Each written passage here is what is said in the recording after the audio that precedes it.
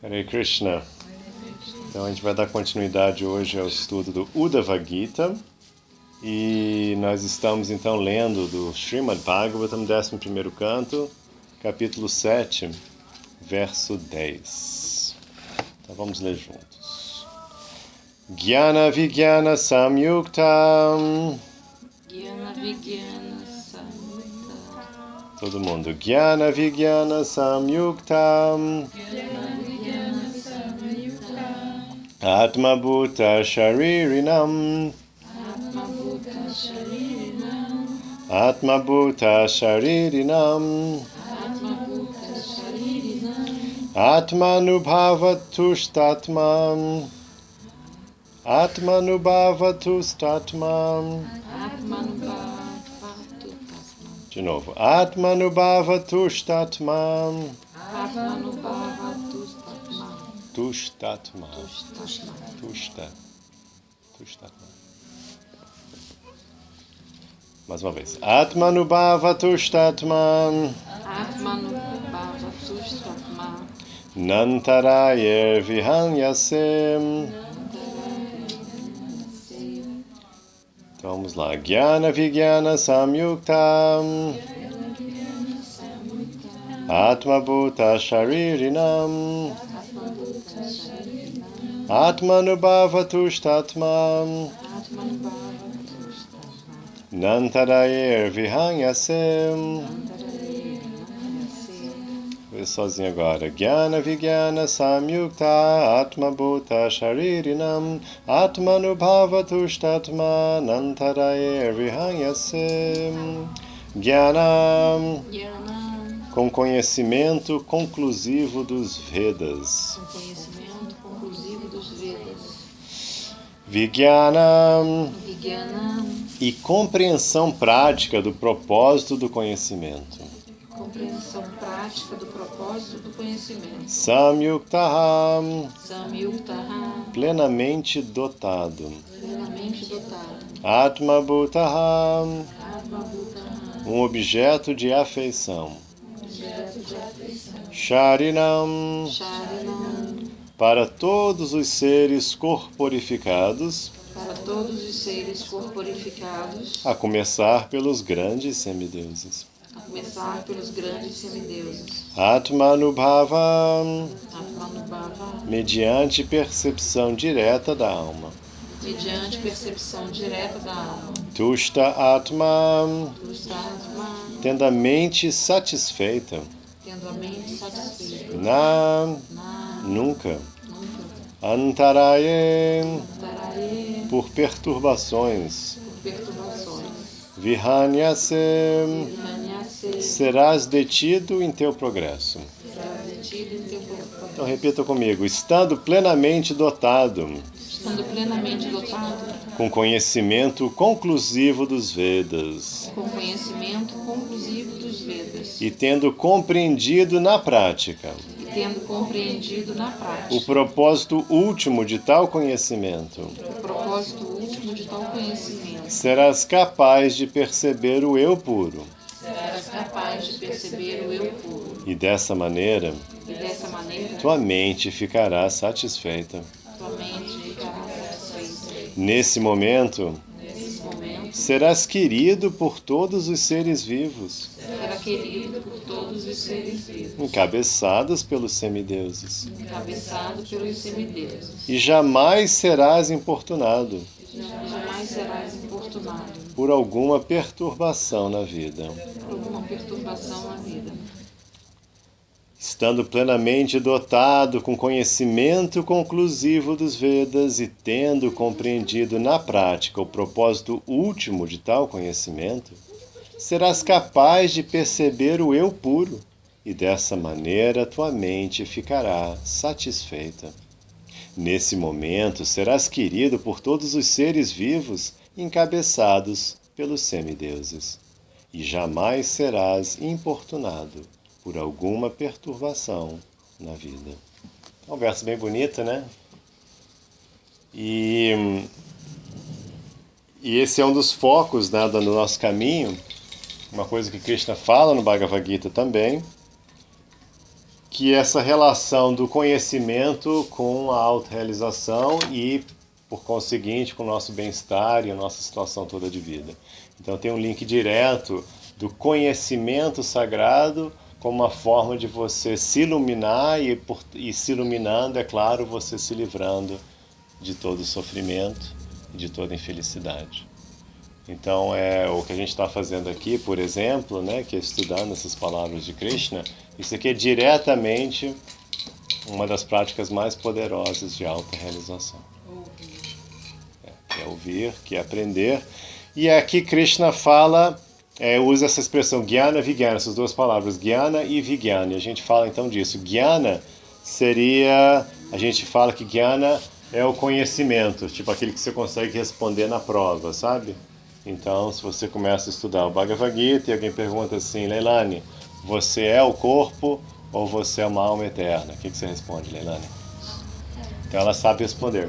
Alma eterna, tira uma notinha boa. Mas no dia a dia, aí já são outras, né? Quer dizer, você realmente viver a vida entendendo que você não é o corpo, que você é uma alma eterna, já não é tão fácil, né, Leilani? Já não é tão fácil. Então isso seria Vijnana. Seria, aqui está escrito assim, a compreensão prática do conhecimento. Para você entender e viver a coisa mesmo. Então tem aquele velho ditado, né, que o caminho mais longo é daqui até aqui, né?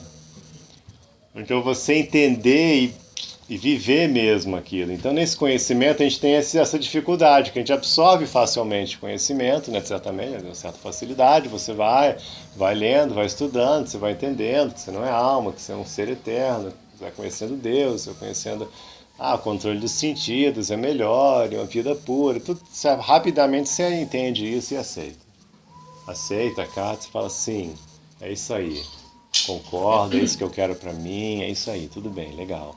Mas aí tem a realidade, né? A realidade entra e te demanda, e te chama, e te puxa pra cá, e te puxa pra lá, e a pessoa dá um cutucão, você já vira um bicho, né? Aí você tem que lidar com a sua mente, né? Então esse trabalho leva um pouquinho de tempo. Então o conhecimento ele é extremamente poderoso, mas ele tem que ser cultivado. Então por isso que Krishna fala de cultivar o conhecimento. E ele compara o conhecimento no Bhagavad Gita, no capítulo 4, ele compara o conhecimento ao fogo. Ao fogo. Mas qual que é a natureza do fogo? O fogo tem efeito quando você está próximo dele, dentro, tocando ele, enfim, né? Se está muito longe, o fogo não faz diferença nenhuma. Então é isso, o fogo do conhecimento, que você tem que cultivar, você tem que se botar naquele fogo do conhecimento. Você tem que estar trazendo à tona sempre esse conhecimento e colocando na prática. Afinal, o Bhagavad Gita ele é falado em 45 minutos, se você for ler só o sânscrito. Então, assim, 45 minutos. Então, é muito difícil você absorver 45 minutos, né? É uma conversa de 45 minutos, assim, é um bate-papo, assim, senta, conversa, essa aula aqui vai demorar mais que isso. Mas agora você absorver o Bhagavad Gita já leva mais tempo, até para responder na prova já leva mais tempo, e você viver ele aí leva um pouquinho mais de tempo. Tá? A gente não deve desistir, a gente deve de fato cultivar, por isso que a gente recomenda, né, no método 3T, a gente recomenda essa prática diária, nem que seja um pouquinho, a gente fala pelo menos 10 minutos por dia, de você cultivar esse conhecimento, abrindo o Bhagavad Gita, ouvindo um livro em áudio, né? Porque se você pega isso aqui, só esse verso lindo aqui, você já, opa, aí, é verdade, olha só. Aí você começa a lembrar, sim, mente satisfeita, perceber o eu puro, você vai lembrando, isso aí, é isso que eu estou fazendo hoje. Hoje eu quero chegar mais perto de perceber o meu eu puro. Né? Hoje eu não quero simplesmente cumprir algumas metas no trabalho e sei lá, comer 3 vezes e assistir um filme. Eu quero poder perceber o meu eu puro, pelo menos caminhar em direção a isso, né? Eu quero poder ficar não importunado pelos meus problemas, né? Eu quero deixar de ser importunado pelos problemas da vida. Né? Então a gente quer isso. Então se ele só um verso desses já te desperta e renova o seu... isso aí, então vamos tentar agora encarar o dia, vamos levar isso para o dia a dia, vamos tentar sair de casa e aplicar isso na rua, no trabalho, na família, né? Então a gente precisa desse cultivo. Aí, claro, as outras práticas, a praçada, a meditação, isso te ajuda mais e mais a manter-se nesse estado também. Tá bom? Bom, então o Krishna está dizendo que a gente vai poder perceber o eu puro. Então, autorrealização nada mais é do que isso, né? Auto, a si mesmo, realização, compreensão, visão, enfim, mesma palavra. Então, perceber o eu puro, a autorrealização é a mesma coisa, são sinônimos, né? Esse é o objetivo da vida espiritual. Em última instância, o que a gente quer fazer é saber quem nós somos. Quem é você? Porque agora a gente está achando que a gente é uma coisa, é outra coisa e tal, mas a gente percebeu já, mesmo sendo novinho, sendo jovem, a gente percebe que essa concepção de quem eu sou vai mudando, né? Então você achava que você era uma coisa, aí vai passando um tempo, você já acha que você é outra coisa, aí você vai mudando, de interesses, né? Prioridades, tudo vai mudando, porque você está identificado com a matéria, e a matéria está sempre mudando. Então essa percepção do eu é fundamental para a gente saber o que a gente realmente quer da vida e o que realmente vai satisfazer a gente. Então o chamado da vida espiritual é que você pare de ficar se identificando com o corpo e com a mente material, que estão sempre em constante mutação, né? Até mesmo do ponto de vista biológico, a mente e o corpo estão sempre mudando, estão sempre alterando. Você parar de identificar com o corpo e você buscar uma identidade mais profunda, muito mais profunda, que é seu verdadeiro eu que não muda. Krishna fala, ele é imutável. O nosso eu imutável, aquele que não muda, seu verdadeiro eu. Além de tudo. Além do nascimento que você teve, além da morte que você vai ter. Além desse corpo, além dessa espécie, além dessa situação no tempo e espaço que a gente ocupa. A gente está procurando esse verdadeiro eu. Esse é o objetivo inicial da autorrealização. E o que acontece quando a gente encontra esse verdadeiro eu? É que imediatamente a gente começa a atingir níveis de felicidade e satisfação nunca antes concebidos. Porque tentar satisfazer o eu enquanto você está errando a identificação do eu, achando que é o corpo, isso é garantia de fracasso, é garantia de frustração. Porque você tenta satisfazer o eu, mas não é você. Como é que você vai satisfazer? Como é que você vai ter sucesso satisfazendo uma coisa que não é aquilo que você pensa que é? Não tem jeito. Como é que você vai satisfazer aquilo se aquilo que você acha que é não é outra coisa? Então esse é o nosso problema hoje. A gente está sempre querendo satisfazer o nosso eu, mas a gente não sabe quem a gente é. Então a gente pensa que, não, vou precisar mesmo de um corte de cabelo novo, um carro novo, um emprego melhor, tem que mudar a minha sala, tem que comprar um quadro novo, tem que comprar um telefone novo. Então a gente fica pensando que são essas coisas e não é. E a gente tenta, e vou mudar de cidade, vou mudar de emprego, mas não adianta. Não adianta. E depois no final a gente muda de corpo e continua não adiantando. Aí você nasce de novo e está lá insatisfeito, cheio de ansiedade, cheio de medo, cheio de demandas não satisfeitas. Porque são demandas do corpo, e o corpo está sempre mudando, então você satisfaz uma coisa já tem outra. Passou, é tudo temporário. Identificação com o temporário, ele vai te dar problema que você é eterno. Então por isso que Krishna diz no Bhagavad Gita que o sábio não se deleita em prazeres que têm começo, meio e fim. Porque ele vai começar, antes de começar ele está na ansiedade que começa. Depois que começou ele já está preocupado que vai acabar. Está no meio. E depois que acabou ele fala, agora acabou, e aí? Aí tem que fazer de novo. Aí renova, aí você fica, não tem satisfação. Mas curiosamente, quando a gente vai se encontrando, se achando e percebendo o nosso verdadeiro eu, aí a gente começa a sentir uma felicidade, uma satisfação inigualáveis e crescente. E a gente começa a satisfazer o eu com aquilo que ele precisa, com a conexão com Krishna, com Bhakti, com calma, com Sattva. A gente começa a saber como satisfazer o verdadeiro eu. E aí a gente vai sentindo uma satisfação crescente, uma tranquilidade crescente. E significa que nossa vida vai virar um sonho? Significa que você não vai ter nenhum problema? Não. Por isso que sempre Krishna fala assim, não é que você vai deixar de ter problemas, você vai deixar de ser perturbado pelos problemas. Essa é a diferença. Você vai ser, no Gita Krishna fala assim, você vai ficar rodeado pelas 3 misérias da vida. Quem lembra? Você lembra das 3 misérias, Leilani? Acho que você lembra do... São as doenças? Isso, como é que eram as 3? Fala aí. Doenças provocadas pela natureza, né? Doença não, sofrimentos, né? Sofrimentos. Natureza, material.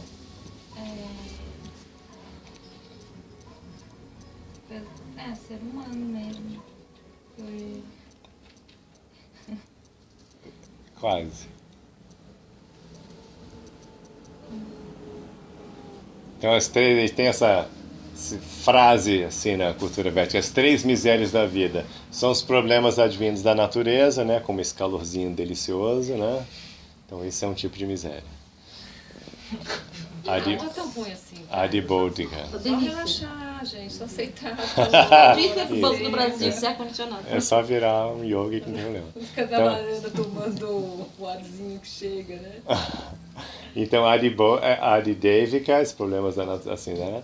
Tem os problemas dos outros seres vivos, humanos e não humanos e tal. Adibodhika. E Adhyatmika, os problemas do seu próprio corpo, sua própria mente. Dor de barriga, dor de dente, né? Canseiro, não sei o que, o fígado, coluna, o joelho. Então aí tem o Adhyatmika, né? Então essas 3 misérias da vida. Então, o Krishna fala, você vai continuar, mas o yogi é aquele que, rodeado pelas 3 misérias, ele não se perturba. E aqui Krishna está dizendo a mesma coisa, né?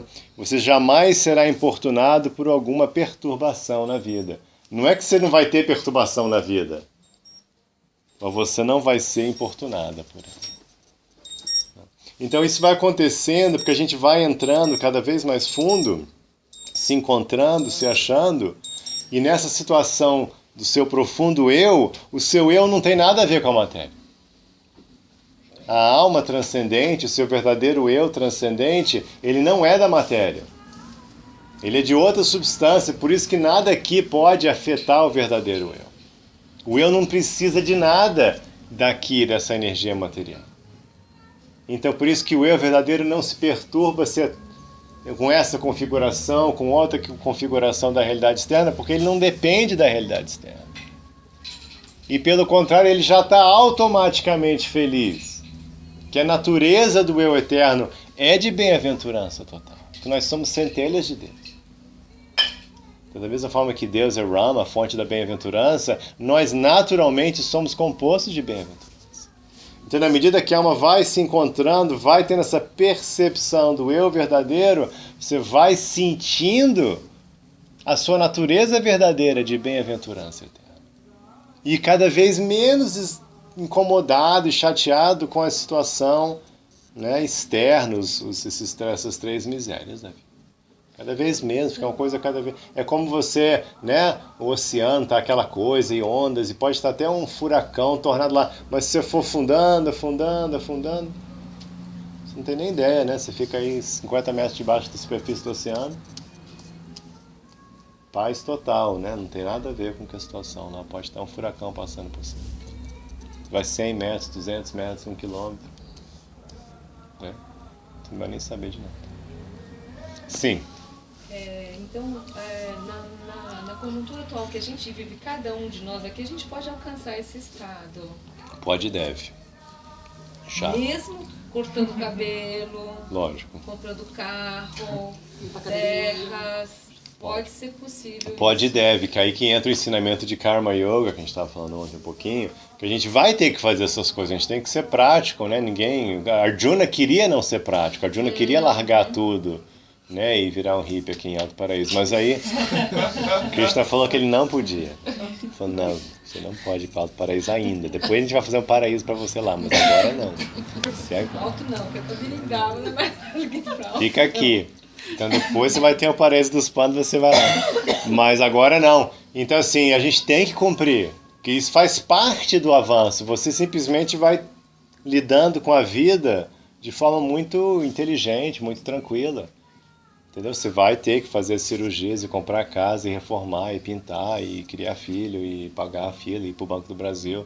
Normal, isso aí mesmo. Então, o importante é a gente Fazer isso com a consciência correta. E fazer com a consciência correta e promover a equanimidade. Exato. Enquanto você está fazendo isso é que você vai testar a sua verdadeira identificação.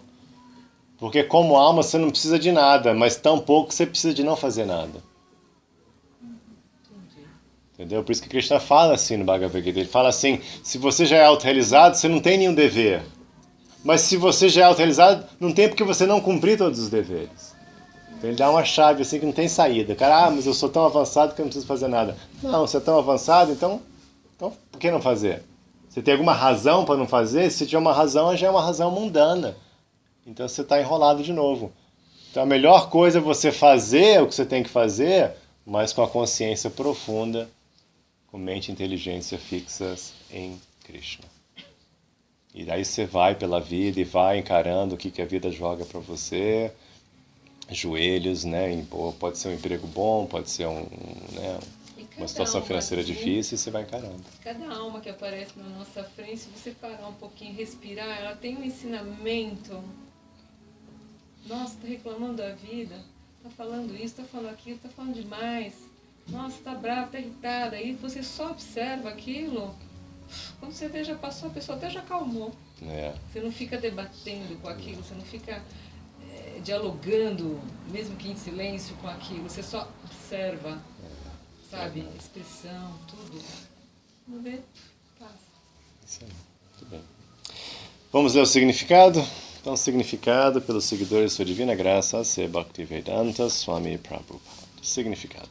Como se explica no Bhagavad Gita, aquele cuja mente está livre do desejo material perde o interesse pela adoração aos semideuses, já que o propósito de tal adoração é o aprimoramento material. Então, só para explicar essa frase, para quem não conhece, então na cultura védica tem esse conceito, como tinha na cultura grega, romana, nórdica, etc., que no mundo, né, no universo, tem esses seres superiores do universo, e como vocês viram, né, nessas culturas antigas, também tinha no Sudeste Asiático, na cultura védica, as pessoas de fato faziam adoração ao Deus do Sol, Deus da Lua, Deus do Oceano, né, Iemanjá, aquela coisa toda. Mas o propósito desse tipo de adoração, como esses seres são seres da matéria, da natureza material, você pode ver que nessas culturas o propósito dessa adoração eram benefícios materiais, bênçãos materiais. Então a pessoa adorava o Deus do Sol, por exemplo, para ter saúde, né, ou ter riqueza.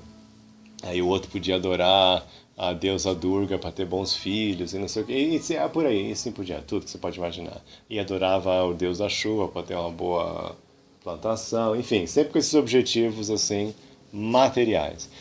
No yoga, então, Krishna fala no Bhagavad Gita, ele já, olha, Arjuna, esquece isso, você está em outra agora. Não dê bola para essas coisas. Então ele fala duas vezes assim, não dê bola para esse tipo de texto védico, não dê bola para os Vedas com essa linguagem florida de faça isso, que você vai ter 1000 resultados, que vai ser ótimo para você, vai ficar... Esquece isso. Você não precisa disso mais. Você está em outra agora. Então, no caminho do yoga, a gente tem esse foco exclusivo monoteísta. Isso que significa yoga. Yoga significa que você está adorando a transcendência, indo para Deus. Você não está mais interessado no mundo material. Então é um foco exclusivamente monoteísta. Você está focado apenas em amar e servir a Deus. E você não está interessado em satisfazer essa entidade, ou aquela outra. Isso aqui não precisa, porque a gente está satisfazendo a essência. A gente está indo na essência. Então, como diz no Srimad Bhagavatam aqui, no 5º canto, a gente está regando a raiz da árvore. Quando você rega a raiz da árvore, você não precisa regar cada um dos galhos e cada uma das folhinhas. Você pode regar só a raiz e a árvore toda vai se beneficiar. Então a gente tem esse foco, a gente não adora semideuses. Os semideuses, contudo, jamais ficam descontentes com quem se torna um devoto puro do Senhor Krishna e oferece toda a sua adoração ao Senhor. Os próprios semideuses são humildes servos do Senhor Krishna, como ficou bem demonstrado nos passatempos que o Senhor Krishna executou na Terra. aquele que pode perceber a alma eterna dentro do corpo de todos, de certo se torna querido para todos os seres vivos. Porque vê a todos como qualitativamente igual a ele mesmo, tal pessoa não inveja ninguém, nem tenta dominar nenhum outro ser vivo. Então aqui são duas qualificações poderosas de você ter uma verdadeira visão transcendental. Você não inveja ninguém e você não tenta dominar nenhum outro ser vivo. Então essas duas são muito difíceis para nós almas condicionadas. Prabhupada fala que quem não tem inveja já é uma alma liberada.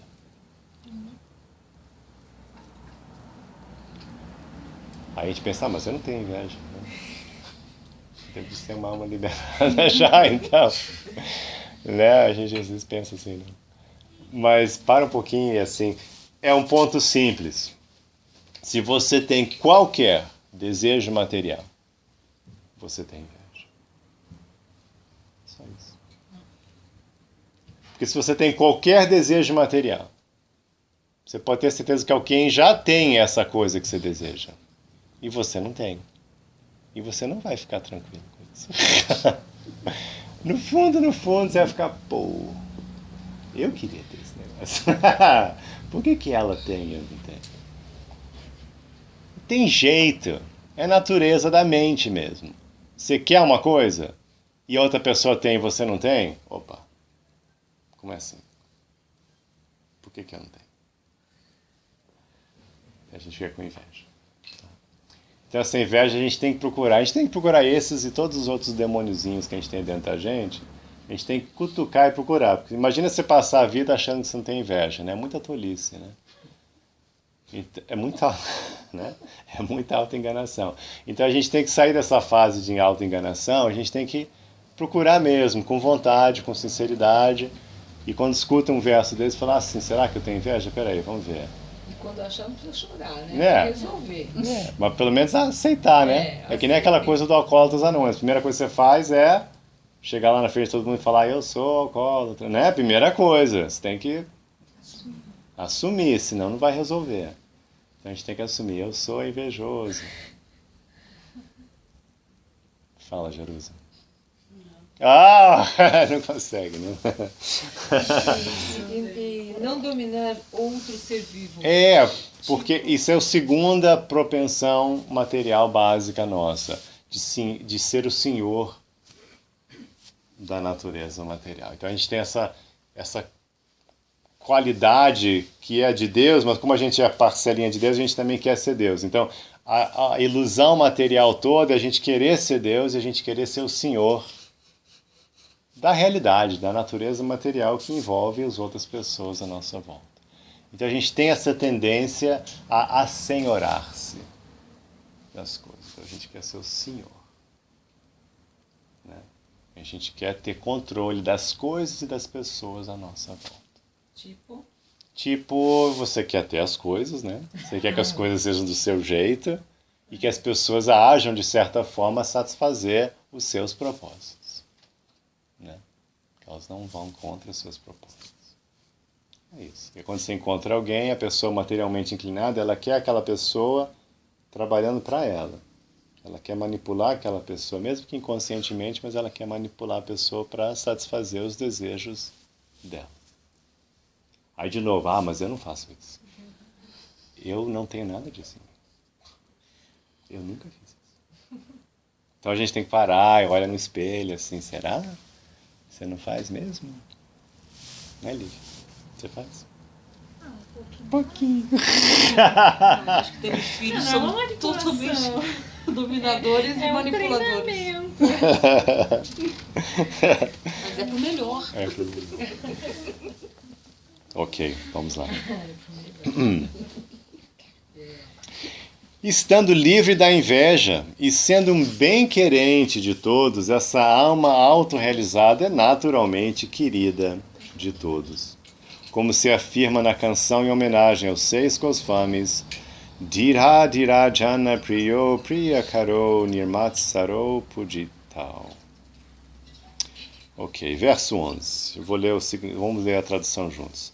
Aquele que transcendeu o bem e o mal materiais.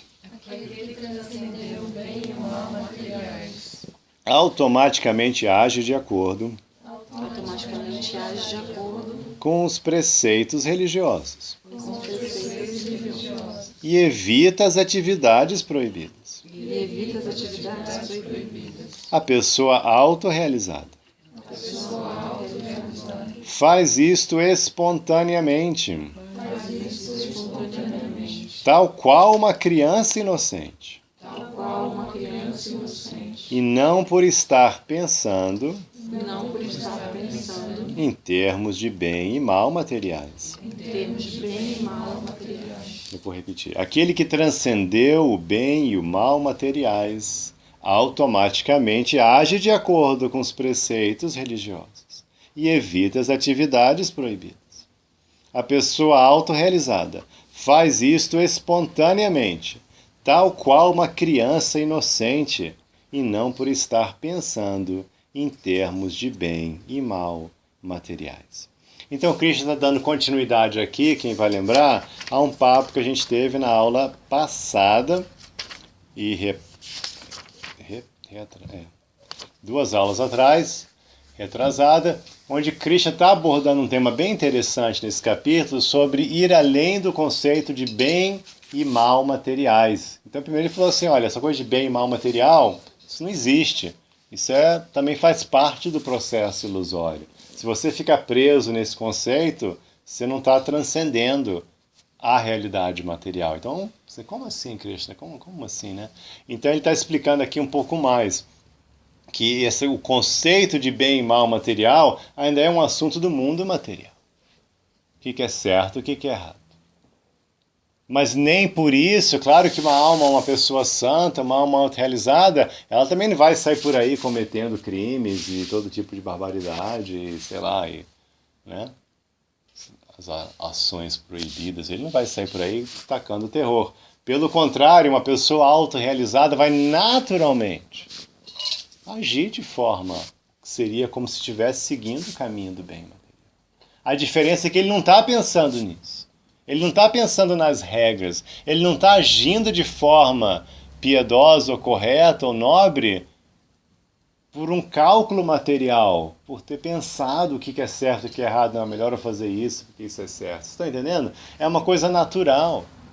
Da mesma forma que uma criança, a gente tem que dar tantas, né? Olha, não faz isso, não faz aquilo, não, tem que fazer aqui, não pode fazer ali, desse jeito, não pode estar na parede. Não. A gente vai dando um monte de regrinha, mas naturalmente quando a criança fica um pouco mais assim, né, amadurecida, ela naturalmente não vai sair fazendo essas coisas. Não porque ela está pensando, mas é que é natural. A pessoa normal não vai sair, né, fazendo suas necessidades na roupa, na calça, assim, fazendo banheiro. A criança teve que ser treinada para fazer isso. Isso é errado, isso é certo, isso é errado, isso é... Mas naturalmente, agora você evoluiu, você já consegue, né? Normalmente.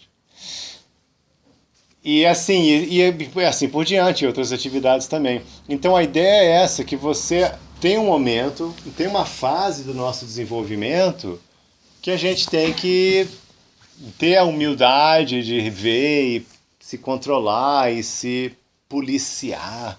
Essa palavra assim feia, né? Se policiar. Ninguém gosta de polícia, né? Ainda mais de se policiar.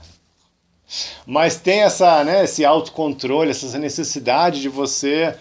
peraí, eu não estou querendo ser uma pessoa melhor, então, poxa, não está escrito lá, o mestre não falou, não é entendido em geral que se eu quero ser uma pessoa melhor e progredir no caminho espiritual, que eu não posso fazer isso, isso e aquilo.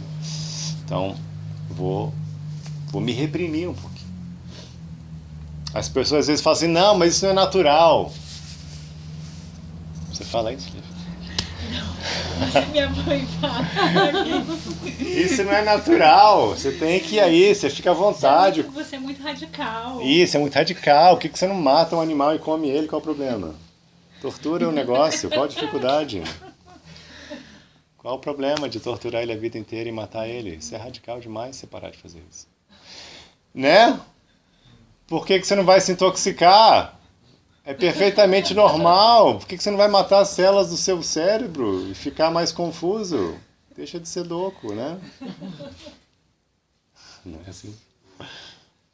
Por que não sair dormindo por aí com qualquer um? Qual o problema? É legal, vai. Né? Teste. Teste lá. Test drive aí. Não. Mas por quê?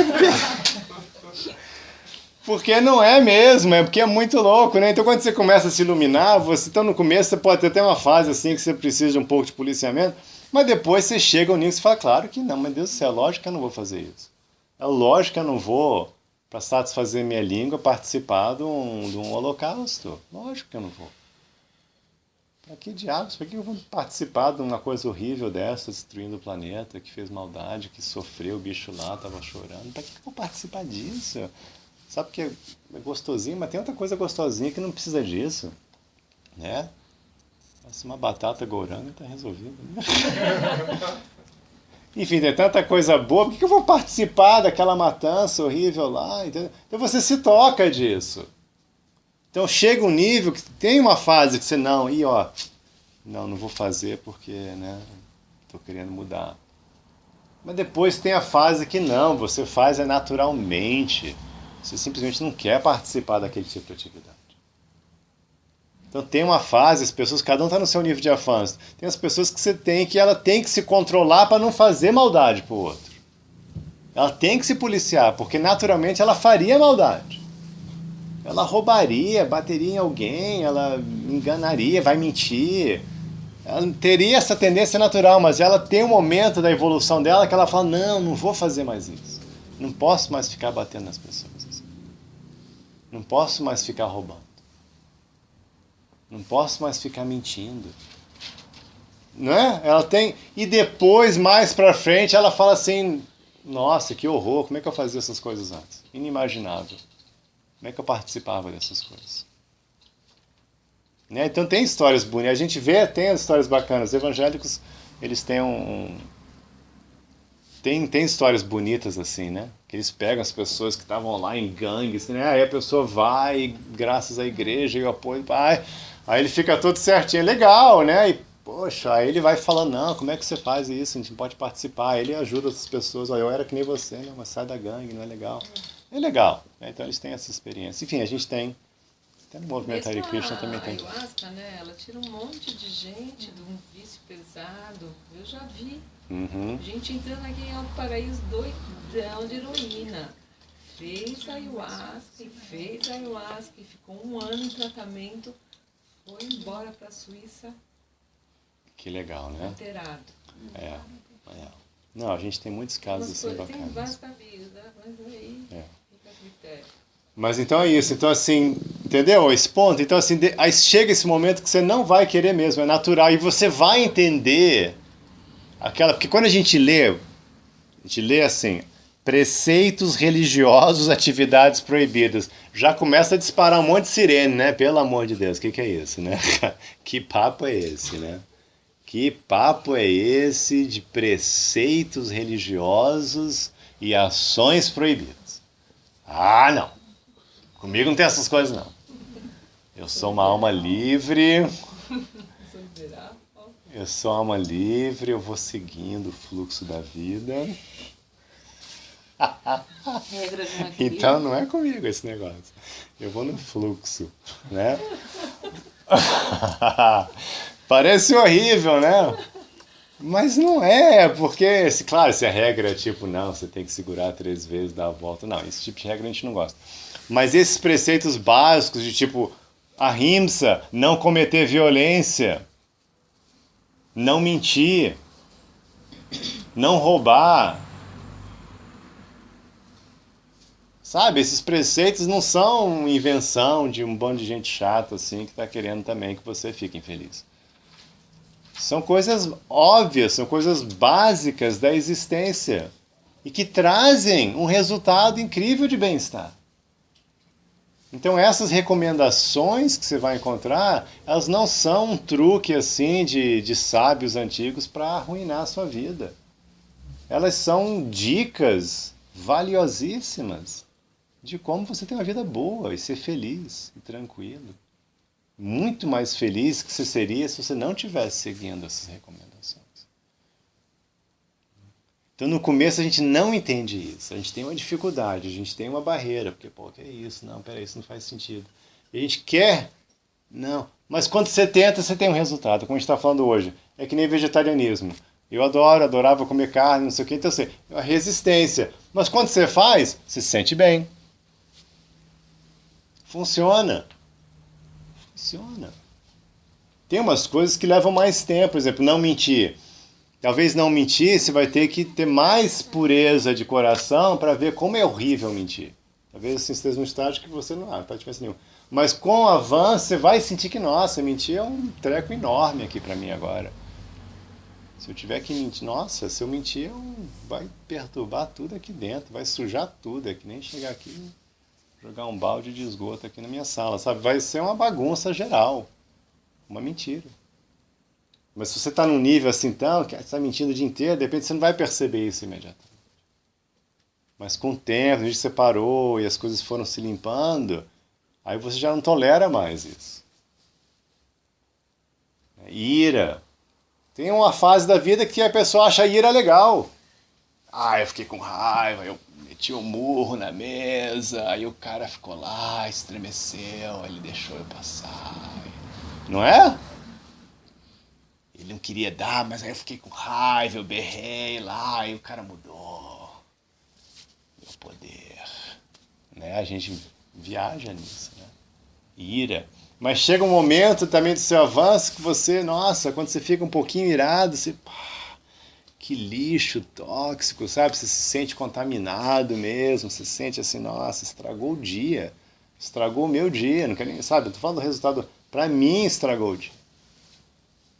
É um lixo, você sente um veneno, você sente uma coisa assim realmente te envenenando, assim, te sujando tudo. Então essas coisas são todas reais, são todas recomendações brilhantes, assim. Então não se assustem com essa terminologia de preceitos religiosos, ações proibidas. São realmente recomendações brilhantes. Ok, vamos ler o significado e a gente encerra. Quem desenvolveu o conhecimento transcendental jamais age por capricho. Srila Rupa Goswami descreve duas etapas de serviço devocional: Sadhana Bhakti e Raganuga Bhakti. Raganuga Bhakti é a etapa de amor espontâneo ao Supremo, ao passo que Sadhana Bhakti significa a prática conscienciosa dos princípios reguladores do serviço devocional. Na maioria dos casos, alguém que agora está desfrutando a consciência transcendental praticou à risca as regras e regulações do serviço devocional. Logo, devido à prática anterior, ele evita espontaneamente a vida pecaminosa e age de acordo com os padrões da piedade ordinária. Isto não significa que uma alma autorrealizada está conscientemente evitando o pecado e buscando a piedade, senão que, devido à sua natureza autorrealizada, ela se ocupa espontaneamente nas mais sublimes atividades espirituais, tal qual uma criança inocente talvez mostre espontaneamente boas qualidades como gentileza, tolerância, etc. A plataforma espiritual chama-se Shuddha Sattva, ou bondade purificada, para distingui-la do modo da bondade material, Sattva, que está sempre contaminado até certo ponto pelos modos inferiores da paixão e da ignorância. Então, na cultura védica, a gente tem esse conceito da energia material com os três modos da natureza: Sattva, Rajas, Tamas. Bondade, paixão e ignorância. Então, na vida material, um dos segredos do yoga, do caminho do yoga, é você desenvolver um estilo de vida em sattva, que são essas qualidades mais refinadas, como não violência, como paz, como não possessividade, não roubar, não mentir, limpeza, tranquilidade, entendeu? Então, naturalmente, a gente vai desenvolvendo uma vida em sattva, que vai dando bem-estar e calma e tal, e vai qualificando a nossa consciência para a conexão com Krishna, para a conexão transcendental. Então, Sattva, naturalmente, a gente vai querendo isso. Agora, você pode ter uma vida em Sattva e não ter nenhuma autorrealização. Então, a gente sabe de pessoas assim, aquela pessoa que é boazinha, que é vegetariano, que não bebe, não fuma, tudo arrumadinho e tal, né? Mas ele não tem interesse nenhum em alma e Deus.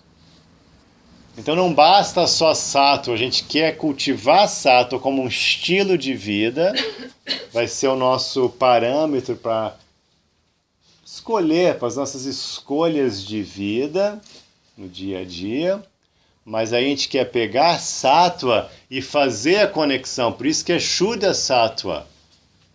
A gente quer fazer essa conexão com a transcendência para ser um Sattva puro. Porque o Sattva no mundo material, sem a conexão com a transcendência, ele sempre vai ter elementos de Rajas e de Tamas. Sempre vai ter esses elementos de paixão e ignorância. Okay? Então a gente quer não só cultivar um estilo de vida apropriado, mas daí fazer a conexão e fixar a mente em Deus. A plataforma, dessa maneira, se um homem em bondade material parece ser muito piedoso aos olhos do mundo, podemos apenas imaginar o caráter imaculado de uma alma autorrealizada em bondade espiritual purificada. Por isso, Srimad Bhagavatam 5.18.12 afirma: Yasyati bhaktir bhagavatya kinchana sarver gunas tatra samasate suraham Harava bhaktasya kuto mahadguna manoratena satidhavato bahim. Quem é um devoto puro do Senhor Krishna exibirá automaticamente todas as insígnias qualidades dos semideuses.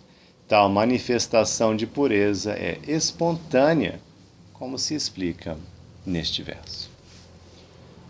Alguma dúvida, algum comentário? Entenderam?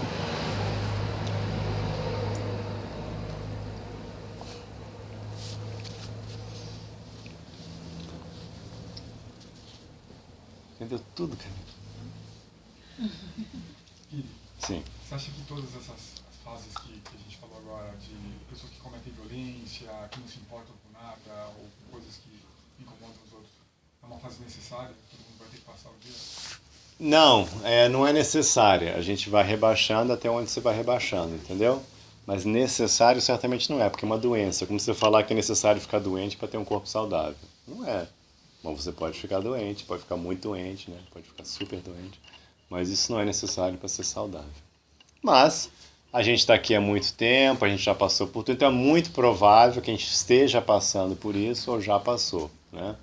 É muito improvável que você, como alma aqui presa no mundo material, não já passou por isso. Da mesma forma que é muito improvável que alguém tenha um corpo material e já não tenha ficado muito doente, né? Porque faz parte do jogo. Mas não que a gente queira passar por isso, nem tampouco valorizar, nem tampouco glorificar essa situação.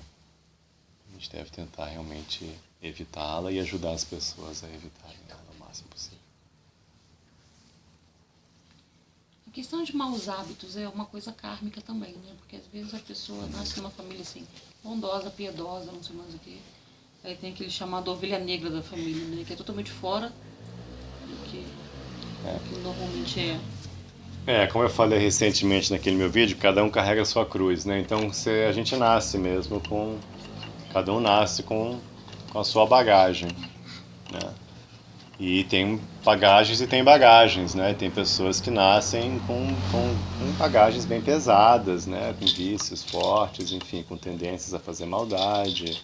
Então isso é verdade. Cada um não é que é igual para todo mundo nessa vida. Mas nem por isso a gente pode deixar de atingir a perfeição, né? Por isso que o Krishna sempre enfatiza, não importa quão pecaminoso você é, você pode ser a pessoa mais pecaminosa de todas, você pode atingir a autorrealização nesta vida, né? Então não tem limite, o poder da autorrealização, ele é total, porque ele redefine quem você é, ele vai além da sua condição material. Ele vai além da sua mente. Então não importa o que tem na sua mente, certamente não importa o que tem no seu DNA, ele vai muito além disso tudo, da sua cultura, da sua mente, da sua inteligência. A verdadeira autorrealização é você ir além disso tudo. Além, transcender. Você transcende seu corpo, mente, intelecto material, sua cultura, sua identificação. Você vai transcender isso tudo e encontrar o seu verdadeiro eu, que é uma centelha de Krishna, que é pura transcendência, que é uma alma pura, linda, maravilhosa, divina. Então vocês, cada um de vocês, é que você é uma pessoa divina. Você já é. Você não tem que descobrir, você não tem que conquistar a posição. Você já é. Essa é a diferença. Então você já é, só tem que só descobrir que você já é isso. Tem que só tirar o que não é. Por isso que essas imperfeições de vício, de ira, disso e daquilo, inveja, ganância, luxúria, a gente chama essas coisas no caminho de anartha. A palavra usada em sânscrito é anartha. Artha é algo de valor. Anartha, algo sem valor. Então o nome que se dá para essas imperfeições é coisas sem valor. Então essas coisas não têm valor, então se você simplesmente se tirar ela, livrar dela, o que sobra é uma beleza divina infinita, é a sua verdadeira natureza maravilhosa, linda e divina. É isso que sobra. Então o trabalho do yoga não é da gente conquistar algo, senão que retomar algo natural. Por isso que, de certa forma, é fácil. Por isso que o caminho de autorrealização é, de certa forma, fácil. Porque não é que você tem que chegar, você tem que só desfazer daquilo que não presta. Então, se não presta, é difícil desfazer de algo que não presta? Fácil, né? Tem aquela roupa velha, toda ruim, você... Não é? Não é fácil desfazer? Tem aquele papelão rasgado lá, você joga fora, não presta. É muito fácil se livrar de algo que não presta. E alguém aqui acha que ira presta? Alguém acha que inveja presta? Você coloca algum valor positivo em ganância, em luxúria, loucura, confusão? Você coloca algum valor positivo para essas coisas? Não. É uma porcaria, né? Não presta. Então, joga fora. Fácil. Okay. Quais são os processos, as ferramentas para a autorrealização? A gente tem 3 ferramentas principais, que eu chamo de método 3T. Você tem a meditação mântrica, que a gente faz, que é chamado japa. A gente faz na nossa escola, a gente faz a meditação no mantra Hare Krishna, Krishna Krishna, Hare Hare, Hare Rama, Rama Rama, Hare Hare. Então a gente faz a meditação mântrica, focando a mente. Então a gente tem um momento do dia que a gente para com tudo e faz esse treinamento, essa limpeza, né, da consciência, essa conexão, muito importante. A gente tem, como a gente falou aqui no verso 10, a gente tem essa coisa do conhecimento transcendental, isso aqui é essencial, né? Então a gente cultiva esse conhecimento para poder ajudar a gente separar o joio do trigo, né? Saber o que é, o que não é, o que é vida, o que é loucura, o que é importante, o que não é. Então a gente precisa desse conhecimento para entender quem a gente é, quem é Deus, onde que a gente está, de onde que a gente vem, para onde que a gente vai. Esse conhecimento é necessário. Então cultivo, como eu falei, todos os dias, nem que seja só 10 minutinhos, isso é muito poderoso. E por último, a gente tem uma arma secreta chamada prasada, que é o alimento santificado. Então é um processo simples de você oferecer o seu alimento, você fazer o yoga do alimento. Você oferece o seu alimento a Deus antes de consumi-lo. O alimento sáttvico, né? O alimento que não contém violência nem sujeira e tal. Então o alimento que seria basicamente o alimento lacto-vegetariano. A gente oferece esse alimento em amor e devoção. E esse ato de oferecer, que toda vida espiritual é sobre oferecer, né? A oferenda é a base da vida espiritual. A gente vai fazer da nossa vida uma oferenda. Mas pelo menos a gente começa com a comida. que é uma coisa tão central à vida, né? Comida, vida, né? A coisa está tão ligada. Então a gente oferece o alimento. Não tem regras assim, você pode fazer lá no quilo, lá, não tem problema, você chega no restaurante, né? Você oferece o alimento antes de consumir ele. E o resultado é que você então vai ingerir um alimento sagrado. Oferece a Krishna. Oferece a Krishna. Espera. Tem alguma... Não tem. As regrinhas não, aí não você tem. pode sofisticar o quanto você quiser. O Tá. ponto importante é você oferecer com Ok. amor e devoção. Esse é o mais difícil. Se tiver amor e devoção, o resto não tem problema. Então você simplesmente reconhece que aquele alimento não é seu, é uma dádiva de Deus, não é você que faz aquilo. Você reconhece que a proveniência daquele alimento depende totalmente de Deus. Você oferece ele a Deus em amor e devoção e gratidão, e aí você consome ele nesse espírito de bênçãos de Deus, da misericórdia de Deus. Prasada significa bênção ou misericórdia de Deus. Então são 3 práticas que a gente segue, elas são extremamente eficazes. O método 3T funciona mesmo, está funcionando há 5.000 anos no mundo inteiro, com homens, mulheres, crianças, brasileiros, chineses e até indianos. 3 da transcendência. 3 para a transcendência, né? Ok, boa pergunta. Mais alguma pergunta?